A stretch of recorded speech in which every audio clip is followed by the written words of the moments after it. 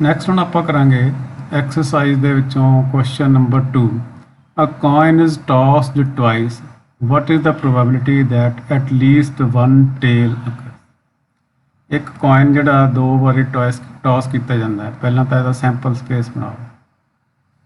ਦੋ ਵਾਰੀ ਟਾਸ ਕੀਤਾ ਜਾਂਦਾ ਤਾਂ ਇਹਦਾ ਮਤਲਬ ਦੋਨੇ ਹੈੱਡ ਆ ਸਕਦੇ ਜਾਂ ਪਹਿਲਾ ਹੈੱਡ ਦੂਸਰਾ ਟੇਲ ਆ ਸਕਦਾ ਹੈ ਜਾਂ ਪਹਿਲਾ ਟੇਲ ਦੂਸਰਾ ਹੈੱਡ ਆ ਸਕਦਾ ਹੈ ਜਾਂ ਦੋਨੇ ਟੇਲ ਵੀ ਆ ਸਕਦੇ ਹਨ। ਤਾਂ ਹੁਣ ਅਸੀਂ ਪ੍ਰੋਬੈਬਿਲਿਟੀ ਫਾਈਂਡ ਕਰਨੀ ਹੈ ਕਿ ਐਟ ਲੀਸਟ ਵਨ ਟੇਲ ਅਕਰਸ। ਤਾਂ ਇੱਕ ਅਸੀਂ ਇਵੈਂਟ ਬਣਾ ਲਾਂਗੇ ਈ ਇਵੈਂਟ ਲੈਟ ਕਰ ਲਾਂਗੇ ਲੈਟ ਈ ਇਕੁਅਲਸ ਟੂ ਈ ਕਿਹੜੀ ਇਵੈਂਟ ਹੈ at least one tail occurs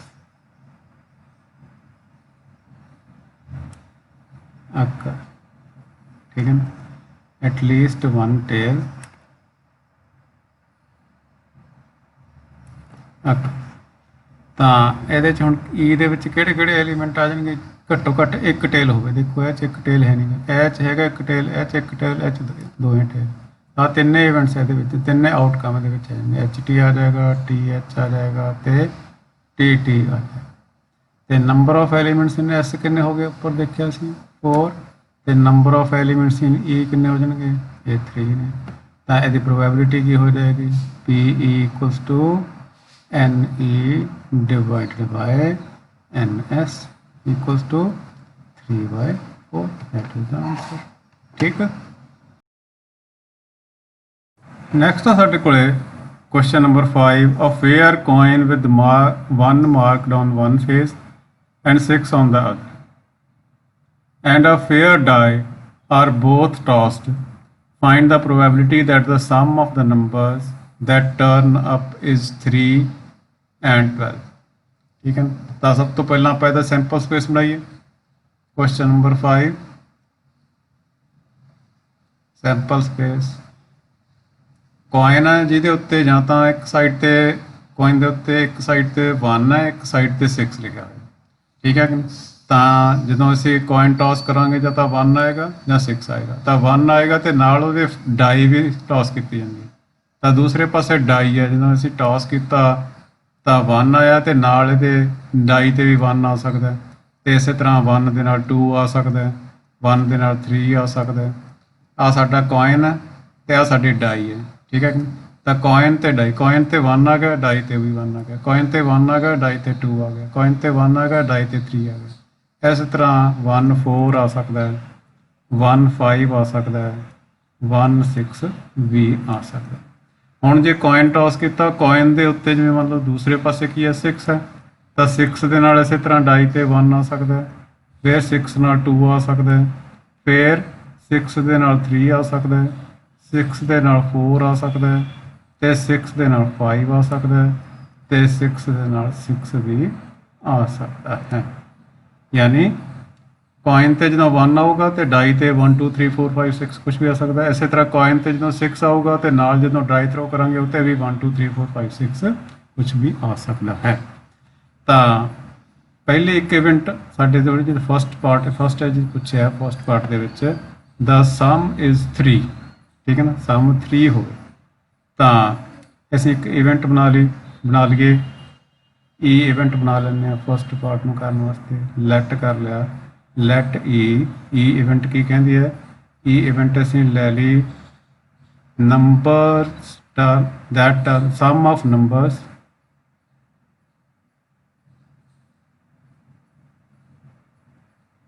is 3 sum of numbers is 3 ਆਉਣ ਵਾਸਤੇ ਸਮ ਦੇਖੋ ਹੁਣ ਇਹਦੇ ਚ ਸਮ 3 ਆ ਹੋਰ ਕੋਈ ਦੇਖ ਲਓ 3 ਸਮ ਵਾਲਾ ਹੈਗਾ ਕਿਸੇ ਚ ਵੀ 3 ਨਹੀਂ ਆਉਂਦਾ ਸਮ।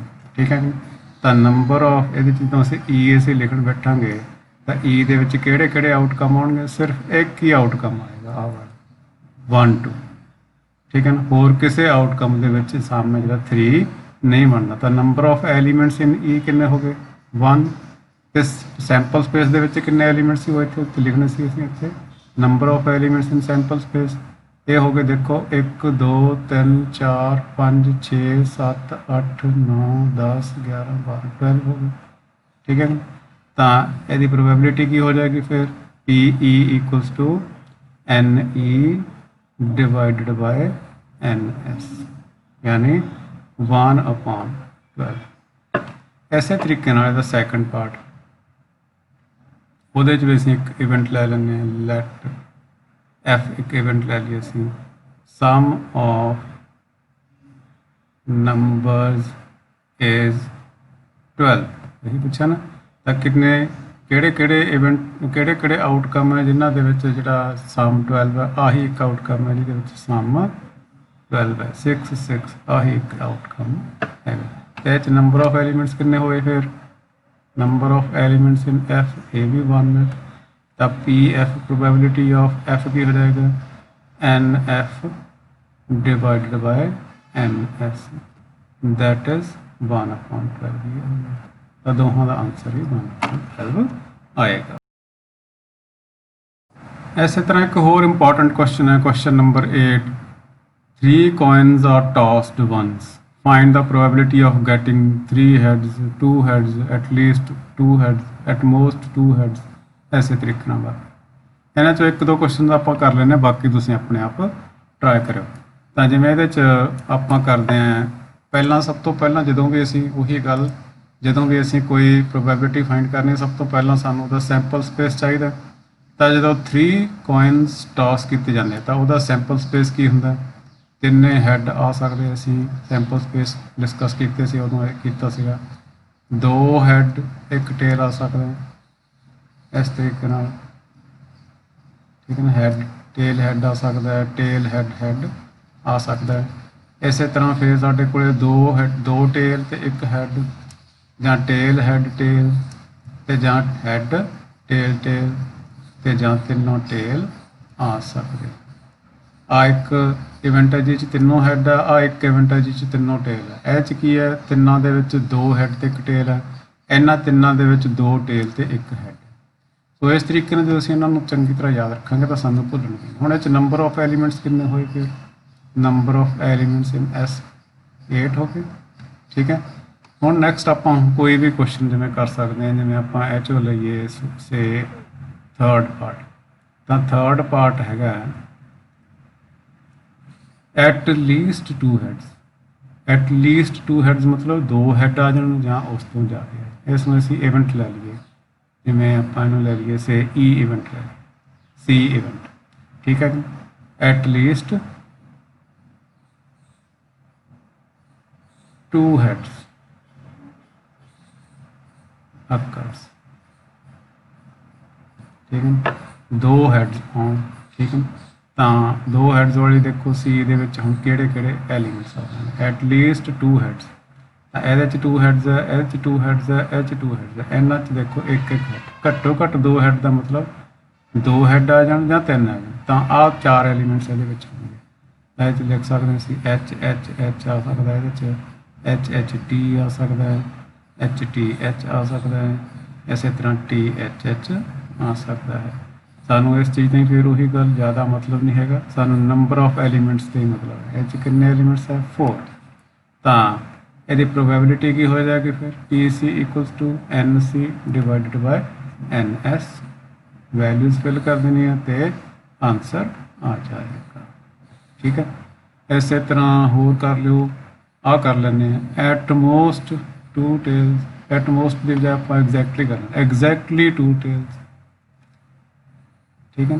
7th ਪਾਰਟ ਇੱਕ ਇਵੈਂਟ ਲੈ ਲਓ, ਇਹਦੇ 'ਚ ਵੀ ਸੀ ਆਪਾਂ ਲੈ ਲਿਆ ਸੀ ਡੀ ਈ ਐਫ, ਜੀ ਇਵੈਂਟ ਲੈ ਲਿਆ। जी इवेंट की है एग्जैक्टली 2 heads 2 tails occur।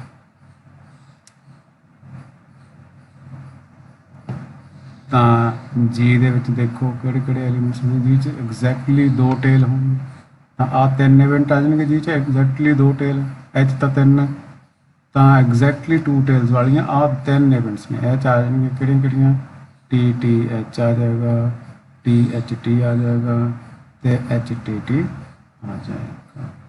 ਤਾਂ ਨੰਬਰ ਆਫ ਐਲੀਮੈਂਟਸ ਇਨ ਜੀ ਕਿੰਨੇ ਹੋ ਗਏ ਫਿਰ 3, ਤੇ ਇਹਦੀ ਪ੍ਰੋਬੇਬਿਲਿਟੀ ਕੀ ਹੋ ਜਾਏਗੀ, P P G equals to N G divided by N S equals to आ जाएगा 3/8 ਇਹ ਸਾਡਾ ਆਨਸਰ। ਸੋ ਇਸੇ ਤਰੀਕੇ ਨਾਲ ਦੇ ਬਾਕੀ ਦੇ ਕੁਐਸਚਨਸ ਤੁਸੀਂ ਟਰਾਈ ਕਰਨੇ ਆ। ਵੈਰੀ ਇੰਪੋਰਟੈਂਟ ਕੁਐਸਚਨ ਹੈ, ਇਹਨੂੰ ਤੁਸੀਂ ਆਪਦੇ ਆਪ ਚੰਗੀ ਤਰ੍ਹਾਂ ਕਰਕੇ ਵੇਖਣਾ। ਨੈਕਸਟ ਆ ਸਾਡੇ ਕੋਲੇ question number 12, check whether the following probabilities PA and PB are consistently defined. Consistently defined ਕਦੋਂ ਹੁੰਦੀਆਂ, ਪਹਿਲਾਂ ਤੁਹਾਨੂੰ ਇਹ ਪਤਾ ਹੋਣਾ ਚਾਹੀਦਾ ਹੈ। PA यानी probability of A and probability of B, it should be greater than or equal to probability of A intersection B, यानी ਦੋਹਾਂ ਦੇ intersection ਦੀ probability ਤੋਂ ਦੋਵੇਂ ਜਿਹੜੀਆਂ ਅੱਡ probabilities ਨੇ A ਤੋਂ ਵੱਡੀਆਂ ਜਾਂ ਬਰਾਬਰ ਹੋਣੀਆਂ ਚਾਹੀਦੀਆਂ and less than equal to PA union B। ਜੇ ਇਸ ਤਰ੍ਹਾਂ ਦੀ ਸਥਿਤੀ ਹੋਵੇ ਤਾਂ ਅਸੀਂ ਇਹਨੂੰ ਕਹਿੰਦੇ ਹਾਂ consistently defined। consistently defined। ਜੇ ਇਸ ਤਰ੍ਹਾਂ ਨਾ ਹੋਵੇ ਤਾਂ ਇਹ consistently defined ਨਹੀਂ ਹੁੰਦੀ। ਹੁਣ ਇੱਥੇ ਚੈੱਕ ਕਰਦੇ ਹਾਂ, ਦੇਖੋ PA ਹੈਗਾ 0.5, PB ਹੈਗਾ 0.7 ਤੇ PA ਇੰਟਰਸੈਕਸ਼ਨ ਵੀ 0.6 ਹੈ। ਇਹ PA ਤੋਂ ਵੱਡਾ, ਠੀਕ ਹੈ, ਜਦ ਕਿ A ਇੰਟਰਸੈਕਸ਼ਨ B ਹੈ ਜਿਹੜਾ ਇਹਨਾਂ ਦੋਵਾਂ ਤੋਂ ਛੋਟਾ ਹੋਣਾ ਚਾਹੀਦਾ ਸੀ। ਦੇਖਿਆ ਨਾ, PA intersection B should be less than or equal to PA and PB, ਦੋਹਾਂ ਤੋਂ ਹੀ ਛੋਟਾ ਜਾਂ ਬਰਾਬਰ ਹੋਣਾ ਚਾਹੀਦਾ। ਠੀਕ ਹੈ, ਹਾਂ ਇਹਦੇ ਬਰਾਬਰ ਹੋ ਸਕਦਾ ਸੀ, 0.5 ਹੁੰਦਾ ਫਿਰ ਠੀਕ ਸੀਗਾ, ਪਰ 0.5 ਤੋਂ ਵੱਡਾ ਨਹੀਂ ਹੋ ਸਕਦਾ। ਠੀਕ ਹੈ, ਤਾਂ ਇਹਦਾ ਮਤਲਬ ਇਹ ਕੰਸਿਸਟੈਂਟਲੀ ਡਿਫਾਈਨਡ ਨਹੀਂ ਹੈ। ਠੀਕ ਹੈ, ਇਸੇ ਤਰ੍ਹਾਂ ਨੈਕਸਟ ਦੇ ਵਿੱਚ PA ਇਕੁਅਲਸ ਟੂ ਆਹ PB ਇਕੁਅਲਸ ਟੂ ਆਹ PA union B। A union B ਕੀ ਹੋਣਾ ਚਾਹੀਦਾ ਸੀਗਾ, ਇਹਨਾਂ ਦੋਹਾਂ ਤੋਂ ਵੱਡਾ ਜਾਂ ਬਰਾਬਰ, ਤੇ ਉਹ ਹੈਗਾ 0.8 ਹੈ, 0.5 ਤੋਂ ਵੀ ਵੱਡਾ ਹੈ ਤੇ 0.4 ਤੋਂ ਵੀ ਵੱਡਾ ਹੈ। ਇਹਦਾ ਮਤਲਬ ਆਹ ਵਾਲੀ ਜਿਹੜੀ ਹੈਗੀਆਂ P ਪ੍ਰੋਬੇਬਿਲਿਟੀ ਦਾ ਜਿਹੜੀਆਂ ਇਹ ਕੰਸਿਸਟੈਂਟਲੀ ਡਿਫਾਈਨਡ ਹੈਗੀਆਂ ਨੇ। ਠੀਕ ਹੈ, next 13th example. 13th example ਦੇ ਵਿੱਚ ਸਾਡੇ ਕੋਲੇ ਉਹ ਵਾਲਾ ਜਿਹੜਾ ਅਸੀਂ ਫਾਰਮੂਲਾ ਡਿਸਕਸ ਕਰਕੇ ਆਏ ਸੀਗਾ, ਉਹ ਵਾਲਾ ਇੱਥੇ ਅਸੀਂ ਅਪਲਾਈ ਕਰਨਾ। ਸਾਨੂੰ 4 ਚੀਜ਼ਾਂ ਦੇ ਵਿੱਚੋਂ 3 ਚੀਜ਼ਾਂ ਦਿੱਤੀਆਂ ਹੋਣਗੀਆਂ, ਚੌਥੀ ਅਸੀਂ ਫਾਈਂਡ ਕਰਨੀ ਹੈ। ਕੀ ਸੀਗਾ formula, PA union B equals to PA plus PB minus PA intersection B, ਇੱਦਾਂ ਸੀਗਾ। ਤਾਂ ਇਹਨਾਂ 4 ਚੀਜ਼ਾਂ ਤੋਂ 1 2 3 4, ਇਹਨਾਂ ਚਾਰਾਂ ਚੋਂ ਸਾਨੂੰ ਕੋਈ 3 ਵੈਲਿਊਜ਼ ਦਿੱਤੀਆਂ ਹੋਣਗੀਆਂ, ਚੌਥੀ ਵੈਲਿਊ ਅਸੀਂ ਫਾਈਂਡ ਕਰਨੀ ਹੋਵੇਗੀ। ਆ ਤੁਸੀਂ ਫਾਈਂਡ ਕਰ ਸਕਦੇ ਹੋ। ਦੇਖੋ ਫਸਟ ਦੇ ਵਿੱਚ ਆ 3 ਵੈਲਿਊਜ਼ ਦਿੱਤੀਆਂ, PA ਯੂਨੀਅਨ B ਫਾਈਂਡ ਕਰਨਾ। ਤਾਂ PA ਯੂਨੀਅਨ B ਫਾਈਂਡ ਕਰਨ ਵਾਸਤੇ ਕੀ ਕਰਨਾ, PA ਦੀ ਵੈਲਿਊ, PB ਦੀ ਵੈਲਿਊ ਤੇ PA ਇੰਟਰਸੈਕਸ਼ਨ B ਦੀ ਵੈਲਿਊਜ਼ ਪੁੱਟ ਕਰਾਂਗੇ, ਸੋਲਵ ਕਰਾਂਗੇ, ਜੋ ਆਏਗਾ ਉਹ ਸਾਡਾ PA ਯੂਨੀਅਨ B ਹੋ ਜਾਏਗਾ। ਇਸੇ ਤਰ੍ਹਾਂ ਨੈਕਸਟ ਦੇ ਵਿੱਚ PA ਦਿੱਤਾ ਹੋਇਆ ਤੁਹਾਨੂੰ, ਯੂਨੀਅਨ ਤੇ ਇੰਟਰਸੈਕਸ਼ਨ ਵੀ ਦਿੱਤੇ ਹੋਏ ਤੁਹਾਨੂੰ, ਤੇ ਅਸੀਂ ਫਾਈਂਡ ਕਰਨੀ ਹੈ PB। ਤੇ ਅਸੀਂ PB ਨੂੰ ਛੱਡ ਦੇਂਗੇ, ਉਹ ਵਾਲਾ ਕੁਐਸਚਨ ਜਦੋਂ ਆਪਾਂ ਇੱਕ ਕਰ ਲੈਂਦੇ ਹਾਂ ਸੈਕੰਡ ਪਾਰਟ। ਤਾਂ ਇਹਦੇ 'ਚ ਵੈਲਿਊਜ਼ ਪੁੱਟ ਕਰੀਏ, ਜਿਵੇਂ PA ਯੂਨੀਅਨ B ਸਾਨੂੰ ਦਿੱਤਾ ਹੋਇਆ 0.6, PA ਦਿੱਤਾ ਹੋਇਆ ਸਾਨੂੰ 0.35, PB ਨੂੰ ਅਸੀਂ ਇਸੇ ਤਰ੍ਹਾਂ ਹੀ ਰੱਖ ਲੈਂਦੇ ਜਿਹਦੀ ਵੈਲਿਊ ਫਾਈਂਡ ਕਰਨੀ, ਮਾਈਨਸ ਇਹਦੀ ਵੈਲਿਊ ਦਿੱਤੀ ਹੋਈ ਹੈ 0.25। ਹੁਣ PB ਦੀ ਵੈਲਿਊ ਫਾਈਂਡ ਕਰਨੀ ਹੈ, ਤਾਂ ਆਹ ਦੋਨੋਂ ਉੱਧਰੋਂ ਅਸੀਂ ਲੈਫਟ ਹੈਂਡ ਸਾਈਡ 'ਤੇ ਲਵਾਂਗੇ। ਤਾਂ ਲੈਫਟ ਹੈਂਡ ਸਾਈਡ 'ਤੇ ਸਾਡੇ ਕੋਲ ਪਹਿਲਾਂ ਹੀ 0.6 ਹੈ ਤੇ 0.35 ਉੱਧਰੋਂ ਇੱਧਰ ਆ ਕੇ ਮਾਈਨਸ ਹੋ ਜਾਏਗਾ ਤੇ 0.25 ਇੱਧਰ ਆ ਕੇ ਪਲੱਸ ਹੋ ਜਾਏਗਾ। ਠੀਕ ਹੈ ਨਾ, ਤਾਂ ਹੁਣ ਅਸੀਂ ਦੇਖੋ ਐਡ ਕਰ ਦਿਓ ਇਹਨੂੰ ਤੇ ਇਹਨੂੰ, ਤਾਂ ਕਰ ਲਾਂਗੇ ਐਡ, ਇਹਨੂੰ ਫਿਰ ਮਾਈਨਸ ਕਰ ਦਾਂਗੇ। ਤਾਂ 0.6 ਤੇ 0.25 ਨੂੰ ਅਸੀਂ ਐਡ ਕਰ ਲਿਆ ਪਹਿਲਾਂ, ਇਹ ਹੋ ਗਿਆ 5 8, ਇਹ ਹੋ ਗਿਆ 0.85 ਮਾਈਨਸ 0.35, ਮਾਈਨਸ ਕਰ ਦੇंगे ਹੁਣ ਇਹ ਤੋਂ 0.35। ਠੀਕ ਹੈ ਨਾ, ਮਾਈਨਸ ਕਰਾਂਗੇ ਤਾਂ ਕੀ ਆ ਜਾਏਗਾ 0.50। ਸੋ ਇਹ ਸਾਡੀ PB ਦੀ ਵੈਲਿਊ ਹੈ। ਸੋ ਇਸ ਤਰੀਕੇ ਨਾਲ ਜਿਹੜੀ ਮਰਜ਼ੀ ਸਾਨੂੰ 3 ਵੈਲਿਊਜ਼ ਦਿੱਤੀਆਂ ਹੁਣ, ਉਹਨਾਂ ਦੀ ਅਸੀਂ ਵੈਲਿਊ ਫਿਲ ਕਰਕੇ ਚੌਥੀ ਵੈਲਿਊ ਅਸੀਂ ਈਜ਼ੀਲੀ ਫਾਈਂਡ ਕਰ ਸਕਦੇ ਹਾਂ। ਠੀਕ ਹੈ ਨਾ, ਆਹ ਕੁਐਸਚਨ ਵੀ ਇਸੇ ਤਰੀਕੇ ਨਾਲ ਹੀ ਹੈ। PA ਗਿਵਨ ਹੈ, PB ਵੀ ਗਿਵਨ ਹੈ, PA ਔਰ B ਫਾਈਂਡ ਕਰਨਾ ਸੀ। यानी P A union B find करना। If A and B are mutually exclusive events, ਤੁਹਾਨੂੰ ਯਾਦ ਹੋਣਾ ਅਸੀਂ ਮਿਊਚੁਅਲੀ ਐਕਸਕਲੂਸਿਵ ਇਵੈਂਟਸ ਬਾਰੇ ਕੀਤਾ ਸੀਗਾ। ਮਿਊਚੁਅਲੀ ਐਕਸਕਲੂਸਿਵ ਇਵੈਂਟਸ ਕੀ ਹੁੰਦੀਆਂ ਨੇ, ਜਿਨ੍ਹਾਂ ਦੇ ਵਿੱਚ ਕੋਈ ਕਾਮਨ ਐਲੀਮੈਂਟ ਨਹੀਂ ਹੁੰਦਾ, ਯਾਨੀ ਅਸੀਂ ਲਿਖਾਂਗੇ ਕਿਉਂਕਿ because A and B are mutually exclusive events, therefore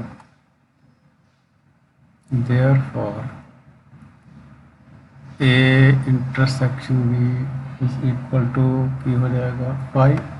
ਇਹਨਾਂ 'ਚ ਕੋਈ ਕਾਮਨ ਐਲੀਮੈਂਟ ਨਹੀਂ ਹੋਏਗਾ ਤੇ ਇਹਦੇ 'ਚ ਨੰਬਰ ਆਫ ਐਲੀਮੈਂਟਸ ਕਿੰਨੇ ਹੋ ਜਾਣਗੇ, ਫਿਰ a ਇੰਟਰਸੈਕਸ਼ਨ b ਦੇ ਵਿੱਚ 0 ਤੇ ਇਹਦੀ ਪ੍ਰੋਬੈਬਿਲਿਟੀ ਕਿੰਨੀ ਹੋ ਜਾਏਗੀ, वो भी ज़ीरो हो जाएगी।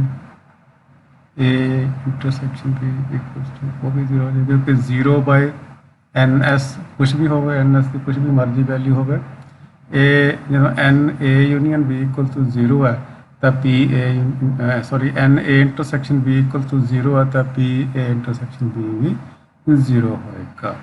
तो पी ए यूनियन बी हम फाइंड करना है, वो काहदे इक्वल हो जाएगा, फिर P A plus P B values put कर दें तो minus P A intersection B यदि वैल्यू असी पुट कर देंगे तो सानू पी ए गिवन है। देखो कितना दिता है पी ए किहड़ा क्वेश्चन से पी ए सानू दिता 3/5, पी बी दिता 1/5 तो वही वैल्यू असी फाइंड करनी 3/5 एंड 1/5 प्लस 1/5 माइनस 0 हो जाएगा। 0 तो छड़ दिए आप इन्हों कर दिए ऐड 5 आ गया तो 3 + 1 आ गया, यानी 4/5 का आंसर आ जाएगा। ठीक है जी। इस तरह नैक्सट साढ़े को question number 15, if E and F are events such that P E equals to 1/4, P F equals to 1/2 and P E and F मतलब E intersection F equals to 1/8 and find P E और F, E और F मतलब E union F से find करना है, P E union F तो असं सीधा ही फाइंड कर सकते हैं, कोई सू समस्या नहीं, फार्मूले वैल्यूज पुट करांगे तो आ जाएगी।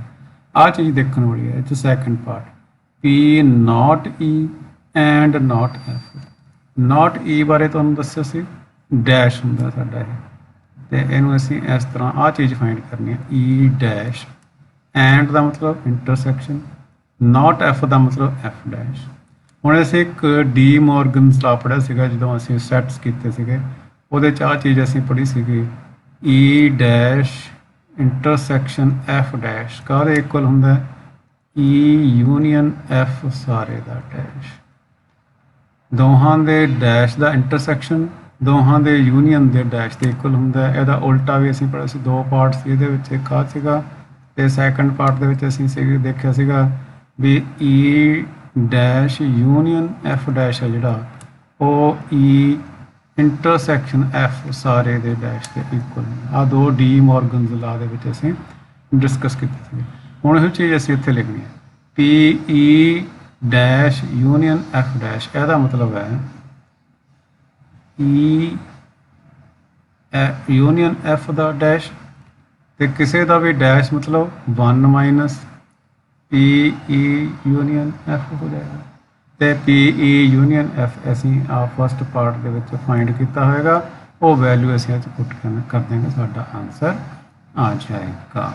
यानी दोबारा तो सुन लो, P E dash intersection F dash, ਇਹਨੂੰ ਅਸੀਂ ਡੀ ਮੋਰਗਨਸ ਨਾਲ ਦੇ ਲਾਅ ਦੇ ਨਾਲ ਈ ਯੂਨੀਅਨ ਐਫ ਦਾ ਡੈਸ਼ ਲਿਖ ਸਕਦੇ ਹਾਂ ਤੇ ਕਿਸੇ ਵੀ ਦਾ ਵੀ ਡੈਸ਼ ਯਾਨੀ ਨਾਟ, ਜਿਹਨੇ ਅਸੀਂ ਪਹਿਲਾਂ ਵੀ ਡਿਸਕਸ ਕੀਤਾ ਸੀ, ਪੀ ਈ ਡੈਸ਼ ਜਾਂ ਪੀ ਨਾਟ ਈ, ਉਹ ਕਾਹਦੇ ਇਕੁਅਲ ਹੁੰਦਾ 1 - ਪੀ ਈ ਦੇ।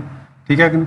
ਹੁਣ ਇਹ ਸੀਗਾ ਇਹਦਾ ਡੈਸ਼ ਸੀ ਤਾਂ ਇਹਨੂੰ ਅਸੀਂ 1 - ਪੀ ਈ ਯੂਨੀਅਨ ਐਫ ਲਿਖ ਸਕਦੇ ਹਾਂ। ਹੁਣ ਇੱਥੇ ਈ ਪੀ ਈ ਯੂਨੀਅਨ ਐਫ ਦੀ ਵੈਲਿਊ ਅਸੀਂ ਫਸਟ ਪਾਰਟ ਦੇ ਵਿੱਚ ਫਾਈਂਡ ਕਰੀ ਹੋਈ, ਉਹ ਇਹਦੇ 'ਚ ਪੁੱਟ ਕਰ ਦੇਂਗੇ, ਸਾਡਾ ਆਂਸਰ आ जाएगा।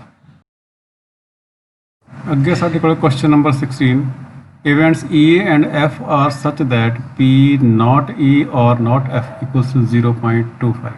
State whether E and F are mutually exclusive। ਉੱਪਰ ਅਸੀਂ ਇੱਕ ਕੁਐਸਚਨ ਦੇ ਵਿੱਚ ਕੀਤਾ ਸੀਗਾ 16th ਕੁਐਸਚਨ ਕਰਦੇ ਹਾਂ ਆਪਾਂ ਵੀ ਜੇ ਦੋ ਇਵੈਂਟਸ ਮਿਊਚੁਅਲੀ ਐਕਸਕਲੂਸਿਵ ਹੋਣ ਤਾਂ ਉਹਨਾਂ ਦੇ ਇੰਟਰਸੈਕਸ਼ਨ ਦੀ ਪ੍ਰੋਬੈਬਿਲਿਟੀ 0 ਹੁੰਦੀ ਹੈ। ਠੀਕ ਹੈ ਕਿ ਨਹੀਂ? ਹੁਣ ਅਸੀਂ ਪ੍ਰੂਵ ਕਰਨਾ E ਤੇ F ਚੈੱਕ ਕਰਨਾ E ਤੇ F ਮਿਊਚੁਅਲੀ ਐਕਸਕਲੂਸਿਵ ਹੈਗੇ ਕਿ ਨਹੀਂ। ਤਾਂ ਅਸੀਂ ਕੀ ਕਰਾਂਗੇ ਆਹ ਚੀਜ਼ ਚੈੱਕ ਕਰਾਂਗੇ ਕਿ ਆ ਇਕੁਅਲ ਟੂ 0 ਆਉਂਦਾ, ਜੇ ਆਉਂਦਾ ਤਾਂ ਇਹ ਮਿਊਚੁਅਲੀ ਐਕਸਕਲੂਸਿਵ ਹੋਣਗੀਆਂ, ਨਹੀਂ ਤਾਂ ਨਹੀਂ ਹੋਣਗੇ।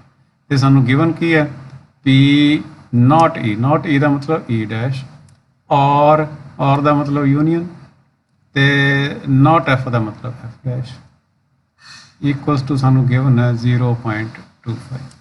ऐसे हम डी मॉर्गन दा ਅਸੀਂ ਲਾਵਾਂਗੇ। ਇਹ ਹੋ ਜਾਏਗਾ E ਇੰਟਰਸੈਕਸ਼ਨ F ਦਾ ਡੈਸ਼ ਸਾਰੇ ਦਾ ਇਕੁਅਲਸ ਟੂ 0.25। ਹੁਣ ਇਹ ਤੇ ਕਿਉਂਕਿ ਇਹ ਸਾਰੇ ਦਾ ਡੈਸ਼ ਇਹਨੂੰ ਅਸੀਂ ਲਿਖ ਸਕਦੇ ਹਾਂ 1 minus P E intersection F equals to 0.25। ਹੁਣ ਇਹਦੀ ਵੈਲਿਊ ਫਾਈਂਡ ਕਰਨ ਵਾਸਤੇ ਇਹਨੂੰ ਇੱਧਰ ਲੈ ਜਾਈਏ, ਇਹਨੂੰ ਇੱਧਰ ਲਿਆਉਂਦੇ ਹਾਂ, ਪੋਜ਼ਿਟਿਵ ਹੋ ਜਾਏਗਾ ਨਾਲੇ ਵੈਲਿਊ ਫਾਈਂਡ ਹੋ ਜਾਏਗੀ। ਠੀਕ ਹੈ ਤਾਂ equals to P E intersection F ਇਹਦੀ ਨੂੰ ਮਾਈਨਸ ਕਰਾਂਗੇ ਤਾਂ 0.75 equal to P E intersection F। ਹੁਣ ਅਸੀਂ ਚੈੱਕ ਕਰ ਰਹੇ ਹਾਂ ਵੀ P E ਇੰਟਰਸੈਕਸ਼ਨ F ਦੀ ਜਿਹੜੀ ਵੈਲਿਊ 0 ਨਹੀਂ ਆਈ ਤਾਂ ਅਸੀਂ ਇੱਥੇ ਇਹੀ ਲਿਖਣਾ ਹੈ ਵੀ because P E intersection F is not equal to 0, therefore E F are not mutually exclusive events। ठीक है, सो यही ਅਸੀਂ ਚੈੱਕ ਕਰਾਂਗੇ। ਹੁਣ ਕੁਝ ਸਾਡੇ ਕੋਲ ਪ੍ਰੈਕਟੀਕਲ ਪ੍ਰੋਬਲਮਸ ਨੇ ਐਂਡ ਦੇ ਵਿੱਚ 18, 19, 20 ਐਂਡ ਕੁਐਸਚਨ ਨੰਬਰ 21। ਤਾਂ ਇਹਨਾਂ ਚੋਂ ਆਪਾਂ ਇੱਕ ਕੁਐਸਚਨ ਕਰ ਲੈਂਦੇ ਹਾਂ, ਕੁਐਸਚਨ ਨੰਬਰ 18 ਜਿਵੇਂ ਆਪਾਂ ਡਿਸਕਸ ਕਰਦੇ ਹਾਂ। ਤਾਂ ਇਨ class 11th of a school 40% of students study mathematics and 30% study biology. 10% of class study both mathematics and biology. If a student is selected at random from the class, find the probability that he will be studying mathematics or biology। ਅਸੀਂ event ले लिए भी mathematics study करने वाले भी event ले लिए M एक इवेंट ले लिए लेट कर लेने let M student study mathematics. ठीक है, मैथमेटिक्स की इवेंट है। ते एक आप इवेंट ले लिए भी स्टूडेंट जो वो स्टडी करता है वो है बायो का। ठीक है, तो ऐसी ਸਾਨੂੰ ਗਿਵਨ ਕੀ ਹੈ ਪਹਿਲਾਂ ਦਿੱਤਾ ਹੋਇਆ ਹੈ ਵੀ ਪ੍ਰੋਬੈਬਿਲਿਟੀ ਹੈ ਵੀ ਜਦੋਂ ਅਸੀਂ ਕੋਈ ਸਟੂਡੈਂਟ ਸਿਲੈਕਟ ਕਰੀਏ ਤਾਂ 40% ਸਟੂਡੈਂਟ ਉਹ 'ਚੋਂ ਮੈਥਮੈਟਿਕਸ ਸਟੱਡੀ ਕਰਦੇ ਆ। ਇਟ ਮੀਨਸ ਪ੍ਰੋਬੈਬਿਲਿਟੀ ਆਫ ਇੱਕ ਸਟੂਡੈਂਟ ਜੇ ਆਪਾਂ ਸਿਲੈਕਟ ਕਰੀਏ ਤਾਂ ਮੈਥਮੈਟਿਕਸ ਦਾ ਸਟੂਡੈਂਟ ਹੋਣ ਦੀ ਪ੍ਰੋਬੈਬਿਲਿਟੀ ਕੀ ਹੈ 40%। 40% ਦਾ ਮਤਲਬ 40/100 ਲਿਖ ਸਕਦੇ ਆਪਾਂ, ਯਾਨੀ ਇਹਨੂੰ ਜਦੋਂ ਆਪਾਂ ਕੈਂਸਲ ਕਰਾਂਗੇ ਤੇ ਆ ਜਾਏਗਾ 2/5 ਹੈ ਨਾ। ਤਾਂ ਮੈਥਮੈਟਿਕਸ ਦਾ ਸਟੂਡੈਂਟ ਆਉਣ ਦੀ ਪ੍ਰੋਬੈਬਿਲਿਟੀ ਕੀ ਹੈ 2/5। ਇਸੇ ਤਰ੍ਹਾਂ ਬਾਇਓਲੋਜੀ ਦਾ ਸਟੂਡੈਂਟ ਆਉਣ ਦੀ ਪ੍ਰੋਬੈਬਿਲਿਟੀ ਕੀ ਹੈ ਉਹ 30% ਹੈ, 30/100 ਲਿਖ ਸਕਦੇ ਆਪਾਂ ਇਹ ਹੋ ਜਾਏਗਾ 3/10। ਤੇ 10% ਸਟੂਡੈਂਟ ਦੋਨੇ ਚੀਜ਼ਾਂ ਸਟੱਡੀ ਕਰਦੇ ਆ ਯਾਨੀ ਮੈਥਮੈਟਿਕਸ ਐਂਡ ਬਾਇਓਲੋਜੀ। ਐਂਡ ਵਾਸਤੇ ਹਮੇਸ਼ਾ ਚੀਜ਼ ਪੈਂਦੀ ਹੈ ਉਹ 10% ਹੈ ਤਾਂ ਇਸ ਤਰ੍ਹਾਂ ਲਿਖਿਆ ਜਾਏਗਾ 1/10 ਆ ਜਾਏਗਾ ਆਨਸਰ। ਹੁਣ ਅਸੀਂ ਫਾਈਂਡ ਕਰਨਾ ਹੈ P M ਯੂਨੀਅਨ B ਆਹ ਚੀਜ਼ ਅਸੀਂ ਫਾਈਂਡ ਕਰਨਾ। ਹੁਣ ਸਾਡੇ ਕੋਲ ਫਾਰਮੂਲਾ ਹੈਗਾ, ਅਸੀਂ ਆਹ ਤਿੰਨੋਂ ਵੈਲਿਊਜ਼ ਪੁੱਟ ਕਰਾਂਗੇ ਤੇ ਆਹ ਵਾਲੀ ਵੈਲਿਊ ਫਾਈਂਡ ਕਰਾਂਗੇ। ਤਾਂ 40% ਨੂੰ ਅਸੀਂ ਕੀ ਕਰਨਾ ਹੈ ਇਸ ਤਰੀਕੇ ਨਾਲ ਫ੍ਰੈਕਸ਼ਨ ਦੇ ਵਿੱਚ ਬਦਲਣਾ 40/100। 40% ਮਤਲਬ 100 ਦੇ ਵਿੱਚੋਂ 40। ਠੀਕ ਹੈ, ਤਾਂ 2/5 ਇੰਨੇ ਸਟੂਡੈਂਟ ਸੀਗੇ ਤਾਂ ਪ੍ਰੋਬੈਬਿਲਿਟੀ ਵੀ ਉਹਦੀ ਇੰਨੀ ਹੋ ਜਾਏਗੀ। ਠੀਕ ਹੈ, ਇਸੇ ਤਰੀਕੇ ਨਾਲ ਬਾਇਓਲੋਜੀ ਦੀ ਪ੍ਰੋਬੈਬਿਲਿਟੀ ਆ ਗਈ, ਆਹ ਦੋਹਾਂ ਦੀ ਐਂਡ ਪ੍ਰੋਬੈਬਿਲਿਟੀ ਆ ਗਈ ਮਤਲਬ ਮੈਥਮੈਟਿਕਸ ਐਂਡ ਬਾਇਓਲੋਜੀ 1/10। ਠੀਕ ਹੈ, ਹੁਣ ਅਸੀਂ ਆਹ ਚੀਜ਼ ਫਾਈਂਡ ਕਰਨੀ ਹੈ ਇਹ ਅਸੀਂ ਇੱਥੇ ਵੈਲਿਊ ਫਾਰਮੂਲੇ ਦੇ ਵਿੱਚ ਪੁੱਟ ਕਰਕੇ ਫਾਈਂਡ ਕਰ ਸਕਦੇ ਹਾਂ। ਸਾਡਾ ਫਾਰਮੂਲਾ ਕੀ ਸੀ, P M union B equals to ਹੁੰਦਾ P M plus P B minus P M intersection B. ਇਹਦੇ 'ਚ ਹੁਣ ਵੈਲਿਊਜ਼ ਪੁੱਟ ਕਰਾਂਗੇ ਤੇ ਸਾਡਾ ਆਨਸਰ ਆ ਜਾਏਗਾ। ਇਹਦੇ ਨਾਲ ਹੀ ਸਾਡਾ ਜਿਹੜਾ ਅੱਜ ਅਸੀਂ ਇਸ ਲੈਸਨ ਨੂੰ ਪ੍ਰੋਬੈਬਿਲਿਟੀ ਵਾਲੇ ਨੂੰ ਖਤਮ ਕੀਤਾ। ਨੈਕਸਟ ਲੈਸਨ ਆਪਾਂ ਸ਼ੁਰੂ ਕਰਾਂਗੇ।